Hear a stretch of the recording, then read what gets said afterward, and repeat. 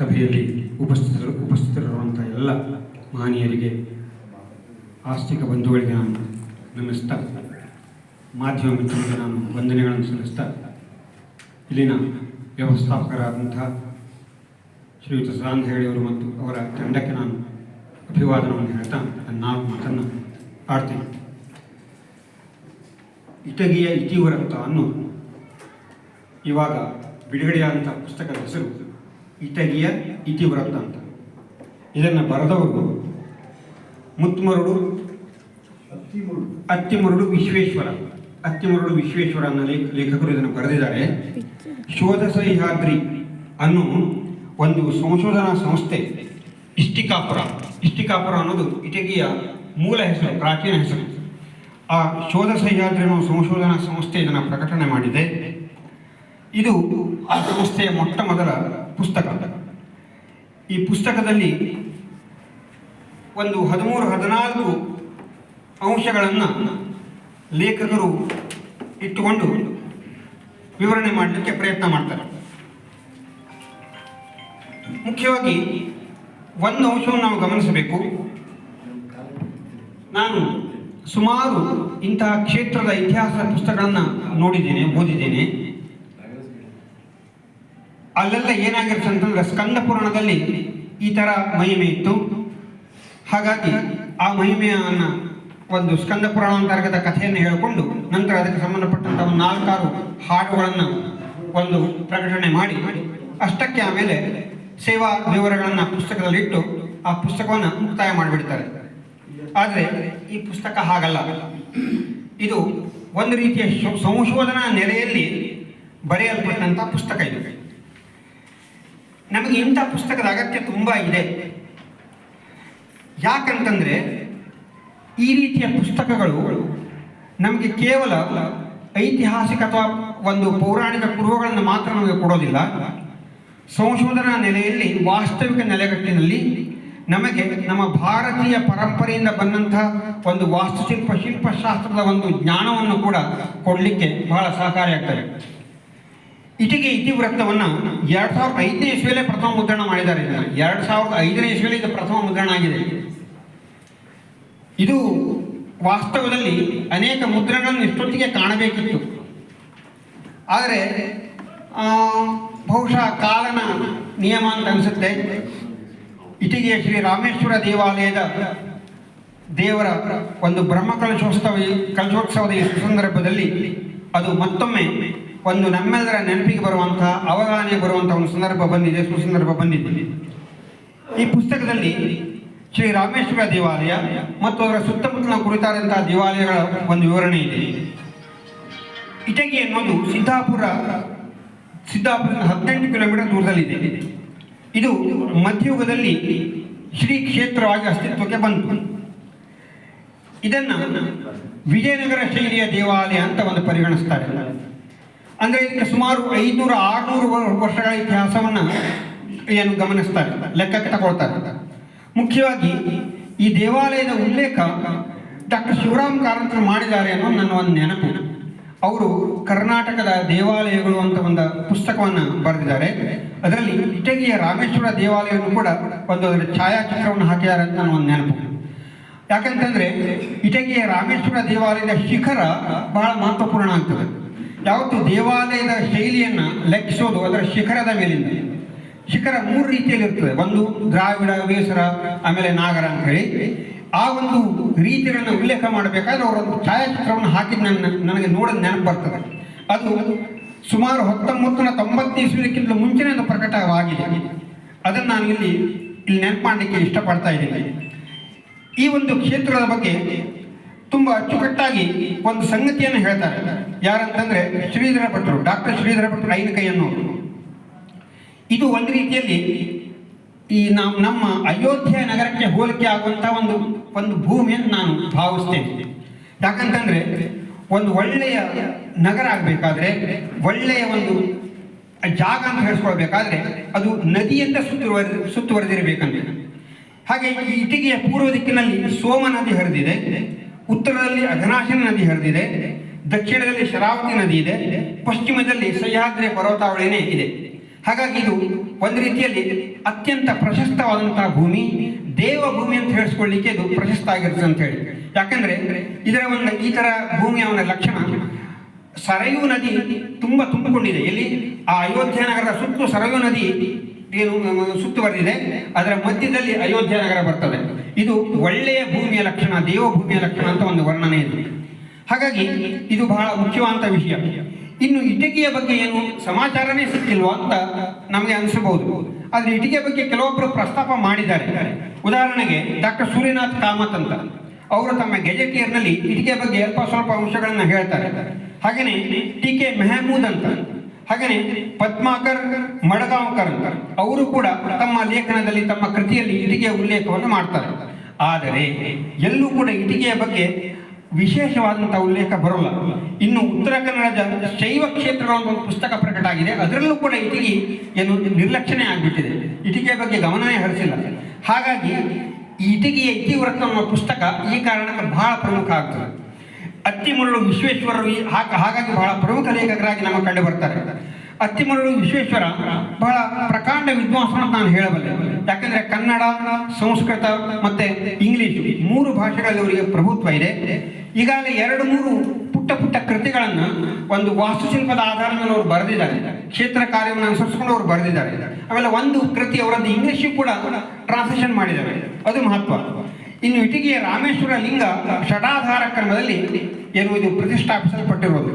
ಷಡಾಧಾರ ಕ್ರಮ ಅಂತಂದ್ರೆ 2 ರೀತಿಯ ಪ್ರತಿಷ್ಠಾಪನಾ ಕ್ರಮಗಳಿರ್ತವೆ. ಒಂದು ಸಾಮಾನ್ಯ ಪ್ರತಿಷ್ಠೆ, ಇನ್ನೊಂದು ಷಡಾಧಾರ ಪ್ರತಿಷ್ಠೆ ಅಂತ. ಷಡಾಧಾರ ಅಂತಂದ್ರೆ ಮೂಲಾಧಾರ, ಸ್ವಾಧಿಷ್ಠಾನ, ಮಣಿಪುರ, ಅನಾಹುತ, ಸಹಸ್ರಾರ್ಥನಕ್ಕೂ ನಾವೇನು 6 ಮಣಿಗಳನ್ನು ನಾವು ಹೇಳ್ತೀವಲ್ಲ, ಆ 6 ಮಣಿಗಳ ಕ್ರಮದಲ್ಲಿ ಈ ಇಟಗಿಯ ರಾಮೇಶ್ವರ ದೇವಾಲಯ ಪ್ರತಿಷ್ಠಾಪನೆ ಆಗಿದೆ. ಇದು ಬಹಳ ಶ್ರೇಷ್ಠ ಮಟ್ಟದ ಪ್ರತಿಷ್ಠಾಪನೆ ಅಂತ ಹೇಳ್ತಾರೆ. ಹಾಗೆಯೇ ಪ್ರತಿ ದಿವಸ 3 ಹೊತ್ತು ಇಲ್ಲಿ ಪಂಚವಾದ್ಯಗಳೊಂದಿಗೆ ಬಲಿ ನಡೆಯುತ್ತೆ. ಬಲಿ ಅಂತಂದ್ರೆ ಇದು ಪ್ರಾಣಿ ಬಲಿ ಅಲ್ಲ. ಇಲ್ಲೂ ಸೊಪ್ಪು ಹಾಕ್ತಾರೆ, ಕೂಳು ಹಾಕ್ತಾರೆ, ನೀರು ಹಾಕ್ತಾರೆ, ಸೊಪ್ಪು ಹಾಕ್ತಾರೆ, ಅನ್ನ ಹಾಕ್ತಾರೆ, ನೀರು ಹಾಕ್ತಾರೆ. 3 ಹೊತ್ತಿನಲ್ಲೂ ನಡೆಯುತ್ತೆ. ಅದು ಏನು ಪಂಚವಾದ್ಯಗಳ ಸಹಿತ ನಡೆಯುತ್ತೆ. ಅದು ಬಹಳ ವಿಶೇಷವಾದಂಥದ್ದು. ಬಹುಶಃ ಇದು ಭಾರತ ದೇಶದ ಯಾವ ದೇವಾಲಯದಲ್ಲೂ ಸಹ ಈ ರೀತಿಯ ಒಂದು ಪದ್ಧತಿ ಇಲ್ಲ ಅಂತ ಒಂದು ಉಲ್ಲೇಖ ಬರ್ತದೆ. ಆ ದೃಷ್ಟಿಯಿಂದ ಇದು ತುಂಬಾ ವಿಶೇಷ ಆಗ್ತದೆ. ಮುಖ್ಯವಾಗಿ ಇಲ್ಲಿ ಈ ಪುಸ್ತಕದಲ್ಲಿ ಲೇಖಕರು ಒಂದು 13 ಅಂಶಗಳನ್ನ ಪ್ರಸ್ತಾಪ ಮಾಡ್ತಾರೆ. ದೇವಳ ಸಂಸ್ಕೃತಿಯ ಹಿನ್ನೆಲೆ ಅಂತ ತಗೊಳ್ತಾರೆ ಮೊದಲನೇದು, ನಂತರ ಇಟಗಿಯ ಇತಿವೃತ್ತ ಅಂತ ತಗೊಳ್ತಾರೆ, ಆಮೇಲೆ ವಾಸ್ತುಶಿಲ್ಪ ಅಂತ ತಗೊಳ್ತಾರೆ, ನಂತರ ಪ್ರತಿಮಾ ಶಿಲ್ಪಗಳು ಅಂತ ತಗೊಳ್ತಾರೆ, ಆಮೇಲೆ ಶಿವಲಿಂಗದ ತಾತ್ವಿಕ ಸಾಂಕೇತಿಕತೆಯನ್ನು ಪ್ರಸ್ತಾಪ ಮಾಡ್ತಾರೆ, ನಂತರ ಲಿಂಗ ಭೇದಗಳು ಅಂತ ಬರ್ತದೆ, ನಂತರ ಪರ್ವ ಉತ್ಸವಗಳು, ನಂತರ ಕಟ್ಲೆ ಕಂದಾಚಾರ ಉಪಾಧಿಗಳು, ನಂತರ ಸತ್ಯಾಗ್ರಹ ಮತ್ತು ಕರಪತ್ರಗಳಲ್ಲಿ ಇಟಗಿ, ಹಾಗೆ ಉಪಸಂಹಾರ, ಅನುಬಂಧ, ಟಿಪ್ಪಣಿ, ಮತ್ತೆ ನಕಾಶ ಮತ್ತು ವಾಸ್ತು ವಿನ್ಯಾಸ ಬರ್ತದೆ. ಇಲ್ಲಿ ಮುಖ್ಯವಾಗಿ ಒಂದು ಗಮನಿಸಬೇಕಾದಂತಂದ್ರೆ ಲೇಖಕರು ಕೇವಲ ಇಟಗಿಯ ದೇವಾಲಯಕ್ಕಷ್ಟೇ ತಮ್ಮ ವಿವರಣೆಯನ್ನು ಸೀಮಿತವಾಗಿಗೊಳಿಸೋಲ್ಲ. ಕೇವಲ ಇಟಗಿಯ ದೇವಾಲಯಕ್ಕಷ್ಟೇ ಈ ವಿವರಣೆ ಸೀಮಿತವಾಗಿದ್ದರೆ ಇದು ಕೇವಲ ಸಾಂದರ್ಭಿಕ ಪುಸ್ತಕ ಆಗಿಬಿಡ್ತಿತ್ತು. ಆದರೆ ಇಟಗಿಯ ದೇವಾಲಯವನ್ನು ನೆಪವಾಗಿಟ್ಟುಕೊಂಡು ಭಾರತೀಯ ಸಂಸ್ಕೃತಿ ದೇವಾಲಯ ಸಂಸ್ಕೃತಿಯಿಂದ ಹೇಗೆ ಹೊಂದಿಕೊಂಡಿದೆ, ದೇವಾಲಯವನ್ನು ನಾವು ಉಳಿಸಿಕೊಂಡ್ರೆ ನಮ್ಮ ಸಂಸ್ಕೃತಿ ಹೇಗೆ ಏನು ಸಂರಕ್ಷಣೆ ಆಗ್ತದೆ, ದೇವಾಲಯಗಳು ನಮ್ಮ ಭಾರತೀಯ ಸಂಸ್ಕೃತಿಯ ಕೇಂದ್ರ ಬಿಂದುಗಳು ಅನ್ನೋದನ್ನು ಬಹಳ ಮಾರ್ಮಿಕವಾಗಿ ಹೇಳ್ತಾರೆ.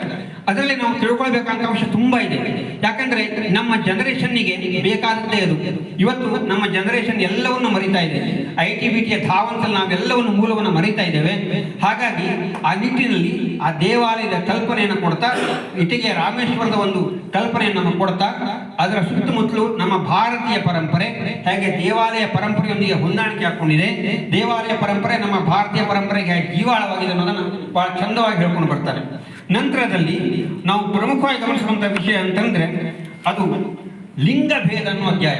ಬಹಳ ಚಂದಾದ ಅಧ್ಯಾಯ ಇದು, ಲಿಂಗಭೇದ ಅನ್ನೋದು. ಇದರಲ್ಲಿ ಕಾಶ್ಯಪ ಶಿಲ್ಪಶಾಸ್ತ್ರ ಗ್ರಂಥವನ್ನು ಉಲ್ಲೇಖ ಮಾಡಿ 8 ರೀತಿಯ ಲಿಂಗಗಳನ್ನು ಅವರು ಹೇಳ್ತಾರೆ. ಮೊದಲನೇದು ಸಮಲಿಂಗ, 2ನೇದು ವರ್ಧಮಾನ ಲಿಂಗ, 3ನೇದು ಶೈವಾದಿತ್ಯ ಲಿಂಗ, 4ನೇದು ಸ್ವಸ್ತಿಕ ಲಿಂಗ, 5ನೇದು ಸರ್ವತೋಭದ್ರ ಲಿಂಗ, 6ನೇದು ಸಾರ್ವದೇಶಿಕ ಲಿಂಗ, 7ನೇದು ಧಾರಾಲಿಂಗ, 8ನೇದು ಮುಖಲಿಂಗ ಅಂತ. ಇದು ಬಹಳ ಮಹತ್ವದ್ದು. ಹಾಗೆ ಶಿಲ್ಪಾಗಮದಲ್ಲಿ ಸಮಲಿಂಗವನ್ನು ಬ್ರಾಹ್ಮಣರು ಪೂಜೆ ಮಾಡಬೇಕು, ವರ್ಧಮಾನ ಲಿಂಗವನ್ನು ಕ್ಷತ್ರಿಯರು ಪೂಜೆ ಮಾಡಬೇಕು, ಶೈವಾದಿತ್ಯ ಲಿಂಗವನ್ನು ವೈಶ್ಯರು ಪೂಜೆ ಮಾಡಬೇಕು, ಸ್ವಸ್ತಿಕ ಲಿಂಗವನ್ನು ಶೂದ್ರರು ಪೂಜೆ ಮಾಡಬೇಕು ಅಂತ ಉಲ್ಲೇಖ ಇದೆ. ಅದನ್ನು ಅವರು ಕೂಡ ಉಲ್ಲೇಖ ಮಾಡ್ತಾರೆ. ಹಾಗೆಯೇ ಒಂದು ಹಸ್ತಕ್ಕಿಂತ ಕಡಿಮೆ ಉನ್ನತಿ ಇರುವಂತಹ ಲಿಂಗ ಸ್ಥಾಪನೆ ಮಾಡಲೇಬಾರದು ಅಂತ ಹೇಳ್ತಾರೆ.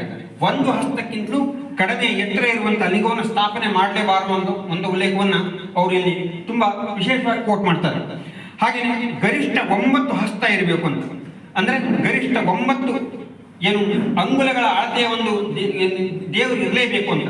ಅದಕ್ಕಿಂತ ಕಡಿಮೆ ಅಳತೆಯ ದೇವರನ್ನು ನಾವು ಪೂಜೆಗೆ ಇಡಬಾರದು ಅಂತ ಅನ್ನೋ ಏನು ಒಂದು ಸಂಗತಿಯನ್ನೆಲ್ಲ ಇವರು ಪುಸ್ತಕದಲ್ಲಿ ಉಲ್ಲೇಖ ಮಾಡ್ತಾರೆ ಅವರು.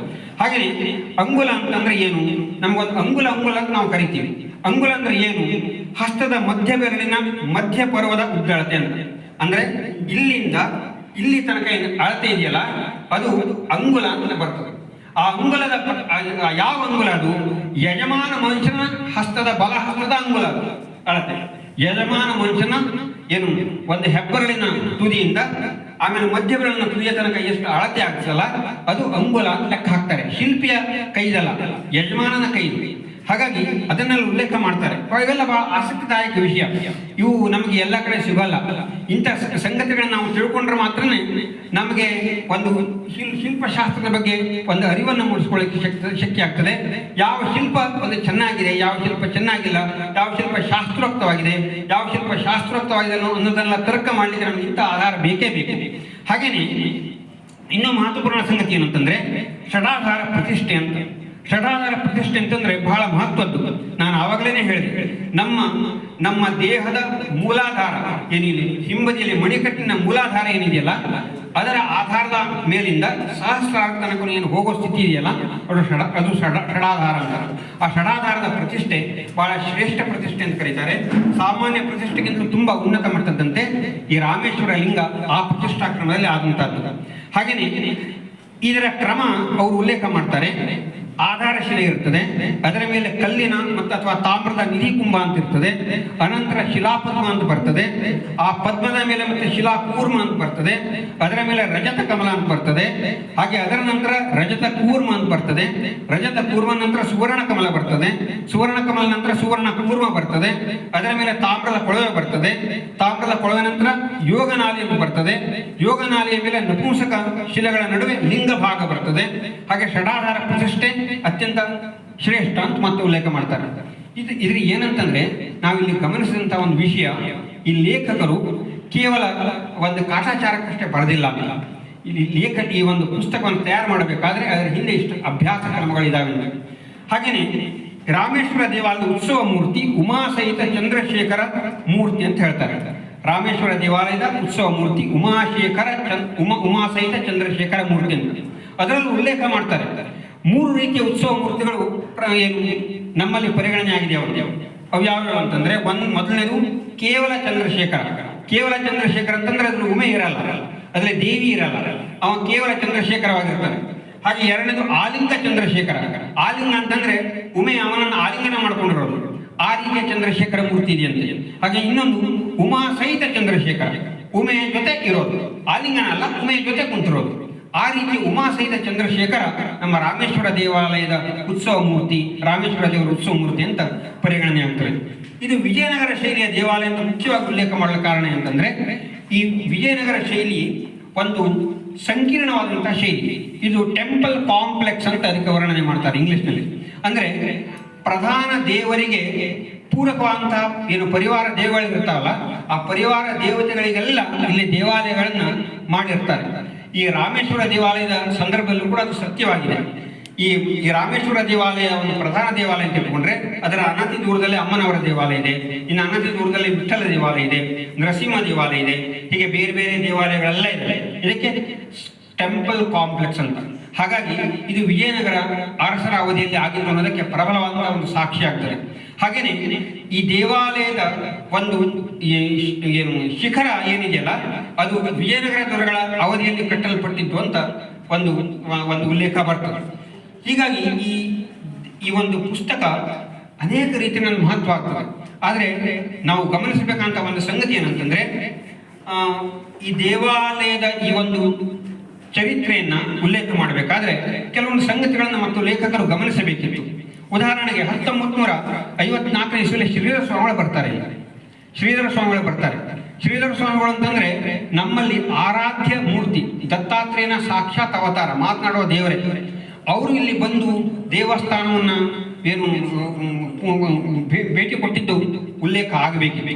ಹಾಗೆ ಇನ್ನೊಂದು ಏನಂತಂದರೆ, ಮುಖ್ಯವಾಗಿ ನಮ್ಮಲ್ಲಿ ಯಾವತ್ತೂ ಒಂದು ಜ್ಞಾನ ಪರಂಪರೆ ಹೆಚ್ಚು ಜನಮಾನಸದಲ್ಲಿ ಉಳಿಲಿಕ್ಕೆ ಮುಖ್ಯವಾದಂಥ ಒಂದು ಕಾರಣ ಏನಂತಂದರೆ, ಅದು ಹಾಡಿನಲ್ಲಿ ಪದ್ಯದಲ್ಲಿ ಅದು ಏನು ದಾಖಲೆ ಆಗಿರೋದು. ಇಲ್ಲಿ ಲೇಖಕರು ಅದಕ್ಕೊಂದು ಒಂದು ಆಸಕ್ತಿ ವಹಿಸಬೇಕಿತ್ತು. ಏನಂತಂದರೆ, ಈ ಇಟಗಿ ರಾಮೇಶ್ವರ ದೇವಾಲಯದ ಮಹಿಮೆಯನ್ನು ವರ್ಣನೆ ಮಾಡುವಂಥ ಹಾಡುಗಳನ್ನು ಇದರ ಪುಸ್ತಕದಲ್ಲಿ ಒಂದು ಲಗತ್ತಿಸಿದರೆ, ಅಳವಡಿಸಿದರೆ ಬಹಳ ಮಹತ್ವ ಆಗ್ತಿತ್ತು. ಯಾಕಂದರೆ ಇವತ್ತು ಗೋಕರ್ಣದ ಗಣಪತಿಯ ಮಹಿಮೆ ಯಾರಿಗೂ ಗೊತ್ತಿಲ್ಲ ಹೇಳ್ರಿ. ಜಯದೇವ ಜಯದೇವ ಜಯ ಗಣಪತಿಯ ಗೋಕರ್ಣದ ಮಹಿಮೆ ಎಲ್ಲ ಗಣೇಶ ಚತುರ್ಥಿ ವೇಳೆಯಲ್ಲಿ ಹವ್ಯಕ ಸಮಾಜದವರು ಎಲ್ಲರೂ ಹೇಳ್ತಾರೆ ಹೆಚ್ಚು ಕಡಿಮೆ. ಅದು ಜನಮಾನಸದಲ್ಲಿ ಮೂಡು ಬಂದಿದೆ. ಆ ರೀತಿಯಾದಂಥ ಒಂದು ಹಾಡುಗಳು ರಚನೆ ಆಗಿದ್ದನ್ನು ಲೇಖಕರು ಸಂಗ್ರಹಿಸಿ ಅದನ್ನು ದಾಖಲಿಸಬೇಕಂತ ಕಾರ್ಯ ಮಹತ್ವವಾಗಿದ್ದಿದೆ. ಹಾಗಾಯಿತು ಅಂತಂದರೆ ಇಟಗಿ ರಾಮೇಶ್ವರ ಎಲ್ಲರ ಹೃನ್ಮನದಲ್ಲಿ ಆತ ನೆಲೆಗೊಳ್ತಾನೆ. ಇನ್ನೊಂದು ಏನಂತಂದರೆ, ಇಟಗಿ ರಾಮೇಶ್ವರ ಮಾತನಾಡುವ ದೇವರು ಅಂತ ಶ್ರೀಮಾನ್ ರಾಮಚಂದ್ರ ಐತುಮನೆಯವರು ಹೇಳಿದ್ರು. ಯಾಕೆ ಆ ಥರ ಬಂದಿದೆ? ಅದರ ಹಿಂದೆ ಅನೇಕ ಘಟನೆಗಳು ನಡೆದಿದ್ದಾವೆ, ಮಹಿಮೆಗಳು ನಡೆದಿದ್ದಾವೆ. ಅದನ್ನು ಉಲ್ಲೇಖ ಮಾಡಬೇಕು.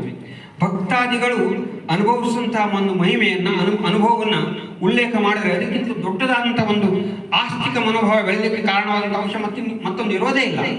ಹಾಗಾಗಿ ಅದು ಕೂಡ ಬಹಳ ಮುಖ್ಯವಾದಂಥ ಅಂಶವಾಗ್ತದೆ.